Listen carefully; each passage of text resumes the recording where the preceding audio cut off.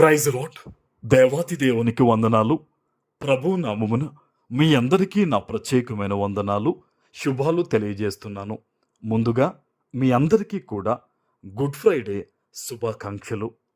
ఈ దినము కొరకు ఏర్పాటు చేయబడిన దేవుని వాగ్దానము దెస్సలోనీయులకు రాసిన 2వ పత్రిక 3వ అధ్యాయము 3వ వచనము. ప్రభువు నమ్మదగినవాడు, ఆయన మిమ్మల్ని స్థిరపరిచి దుష్టత్వము నుండి కాపాడును. దేవుని నామానికి మహిమ కలుగునుగాక.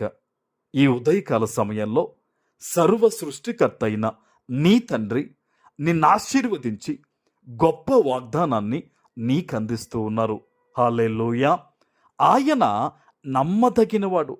ఈరోజు ప్రపంచం అంతా కూడా గుడ్ ఫ్రైడే శుభ శుక్రవారాన్ని మనం అందరం సెలబ్రేట్ చేసుకుంటాం. ఎందుకంటే ఆయన మన కొరకు మరణించిన దినమని, 2026 సంవత్సరాల క్రితమే మన పాపముల కొరకు ఆయన మరణించాడని, మనం విడుదల పొందుకున్నామని మనం అందరం కూడా సంతోషిస్తాం. అయితే ఆయన నమ్మదగినవాడు కనుకనే మన కొరకు ఆయన ప్రేమను పరలోకము నుంచి తెలియచేయడం కాదు, ఈ భూమి మీదకి మన మధ్యకు వచ్చి మన కొరకు ఆయన మరణించాడు. ఈరోజు ఎటువంటి పరిస్థితుల్లో ఉండి నువ్వు సహాయం కోసం ఎదురు చూస్తున్నావో, ఒంటరై ఉన్నావో, కన్నీరు విడుస్తున్నావో, నీతో దేవుడు చెప్తున్న మాట ఏంటో తెలుసా?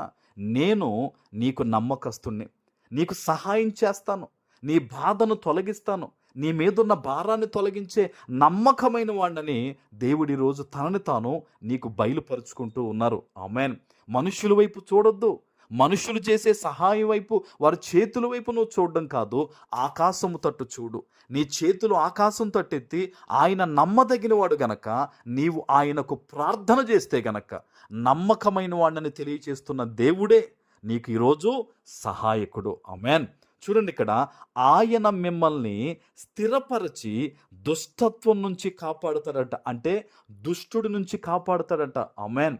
ఈరోజు నీ జీవితంలో ఎలాంటి చెరమధ్యన నీవు ఉండిపోయి నువ్వు బాధపడుతూ ఉన్నావో, అది ఏ రకమైన నీ కుటుంబంలో ఎవరికైనా బాగోకపోవడం కానీ, ఆర్థిక పరంగా కానీ, ఆత్మీయ జీవితంలో వెనకపడడం వల్ల కానీ, ఏదైనా సరే ఆ దుష్టుడి నుంచి ఈరోజు దేవుడు నిన్ను విడిపించి కాపాడబోతూ ఉన్నారు. ఆమేన్. మరి ఇంత గొప్ప వాగ్దానం ఎప్పుడు నీ జీవితంలో నెరవేరుతుంది అంటే దానికి ఒక సమయం ఉందా అంటే సమయము లేదు.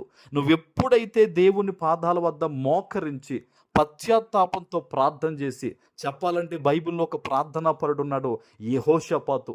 అతని మీదకి కష్టం వచ్చినప్పుడు అతడు దేవుడితో ఒకే మాట చెప్పాడు, అయ్యా నీవే మాకు దిక్కు, మాకు ఏ దిక్కు లేదని. ఈరోజు నేను కూడా దేవుని సన్నిధిలో మనస్ఫూర్తిగా ఆ మాట దేవునితో చెప్పి ప్రార్థన చేయగలిగితే దుష్టత్వము నుంచి దేవుడు ఏం చేస్తారట?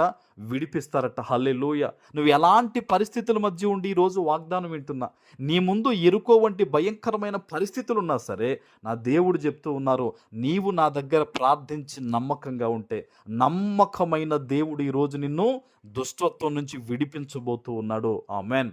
ఇది దేవుని వాగ్దానం. ఇది మనుష్యులు చెప్తున్న మాట కాదు, నిన్ను చూచిన నీ తండ్రి నీకు ఇస్తున్న వాగ్దానం. కనుక ఈ వాగ్దానం ఎత్తిపెట్టి ఈరోజు నువ్వు ప్రార్థన చేయి. నువ్వు ప్రార్థన చేస్తూ దేవుని సన్నిధిలో కన్నీరు విడిస్తే నీ ప్రార్థన ముగియక మునిపే ఈరోజు దేవుడు నీకు జవాబిస్తారు. ఆమేన్. ప్రార్థన చేసుకుందాం. పరిశుద్ధుడా, ప్రేమ కలిగిన తండ్రి, మీకు వందనాలు. ఈ ఉదయకాల సమయంలో మీరిచ్చిన ఈ గొప్ప వాగ్దానము ప్రతి బిడ్డ జీవితంలో నెరవేర్చి స్థిరపరచమని యేసు నామమున ప్రార్థిస్తున్నాను తండ్రి. ఆమేన్.